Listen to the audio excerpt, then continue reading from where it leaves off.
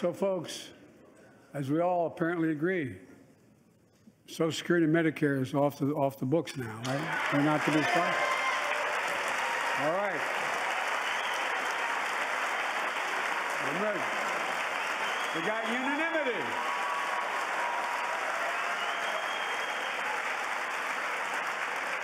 Social Security and Medicare are a lifeline for millions of seniors. Americans have to pay into them from the very first paycheck they started. So tonight, let's all agree, and we apparently are, let's stand up for seniors.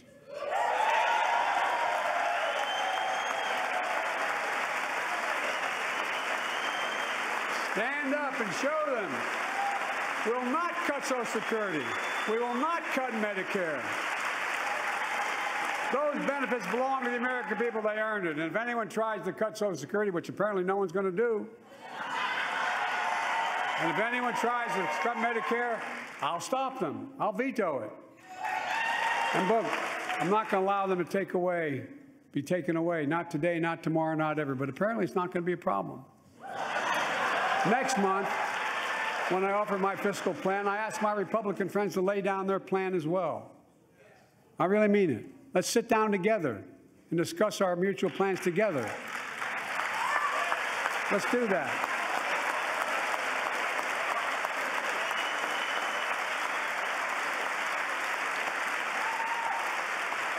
I can tell you, the plan I'm going to show you is going to cut the deficit by another $2 trillion. And it won't cut a single bit of Medicare or Social Security. In fact, we're going to extend the Medicare Trust Fund at least 2 decades, because that's going to be the next argument. How do we keep it solvent, right? Well, we'll not raise tax on anyone making under 400 grand, but we'll pay for it the way we talked about tonight, by making sure that the wealthy and big corporations pay their fair share. Look. Here's the deal. They aren't just taking advantage of the tax code. They're taking advantage of you, the American consumer. Here's my message to all of you out there. I have your back. We're already preventing Americans from receiving surprise medical bills, stopping $1 billion surprise bills per month so far. We're protecting seniors' life savings by cracking down on nursing homes that commit fraud, endanger patient safety, prescribe drugs that are not needed. Millions of Americans can now save thousands of dollars because they can finally get a hearing aid over the counter without a prescription. Look, capitalism without competition is not capitalism. It's extortion. It's exploitation. Last year, I cracked down with the help of many of you on foreign shipping companies that were making you pay higher prices for every good coming into the country. I signed a bipartisan bill to cut shipping costs by 90%, helping American farmers, businessmen, and consumers. Let's finish the job. Pass the bipartisan legislation to strengthen antitrust enforcement and prevent big online platforms from giving their own products an unfair advantage.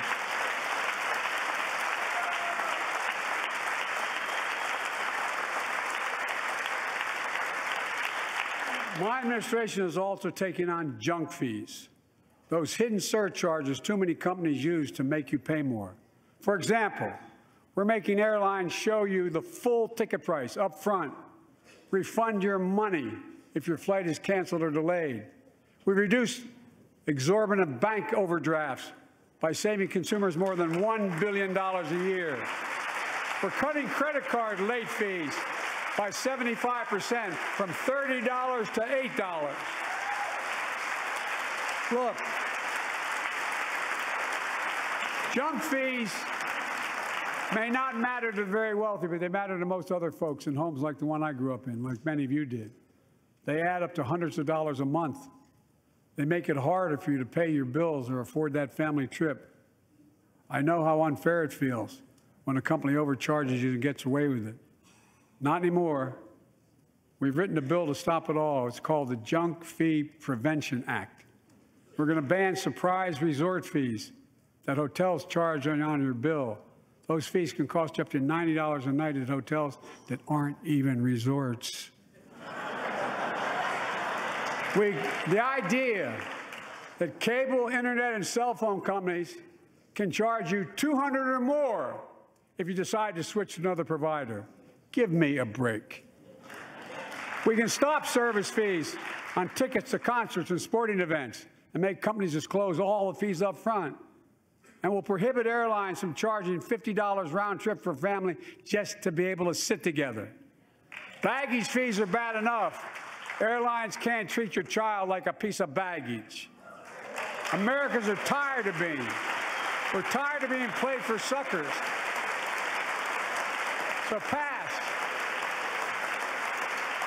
the Junk-Free Prevention Act so companies stop ripping us off.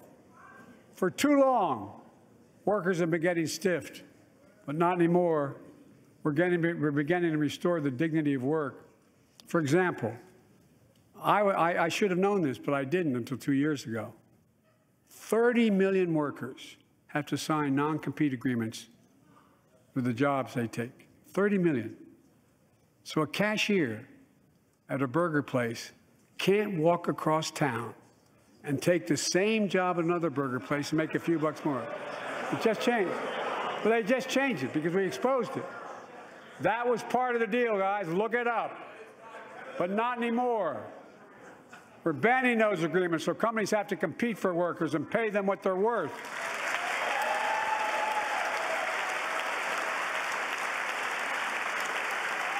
And I must tell you,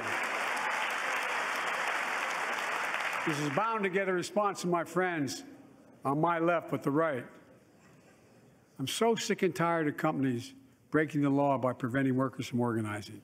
Pass the PRO Act, because business have a right. Workers have a right to form a union. And let's guarantee all workers have a living wage. Let's make sure working parents can afford to raise a family with sick days, paid family medical leave, affordable child care. That's going to enable millions of more people to go and stay at work. And let's restore the full child tax credit, which gave tens of millions of parents some breathing room and cut child poverty in half to the lowest level in history. And by the way, when we do all these things, we increase productivity. We increase economic growth. So let's finish the job and get more families access to affordable, quality housing. Let's get seniors who want to stay in their homes the care they need to do so. Let's give more breathing room to millions of family caregivers looking after their loved ones. Pass my plan so we get seniors and people with disabilities the home care and services they need. And support the workers who are doing God's work. These plans are fully paid for, and we can afford to do them. Restoring the dignity of work means making education an affordable ticket to the middle class.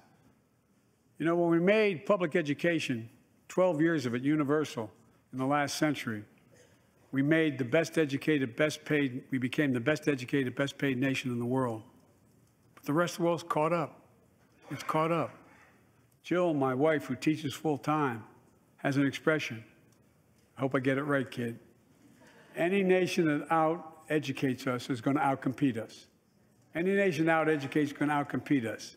Folks, we all know 12 years of education is not enough to win the economic competition of the 21st century. We want to have the best educated workforce. Let's finish the job by providing access to preschool for 3 and 4 years old. Studies show that children who go to preschool are nearly 50% more likely to finish high school and go on to earn a 2- or 4-year degree, no matter their background they came from. Let's give public school teachers a raise.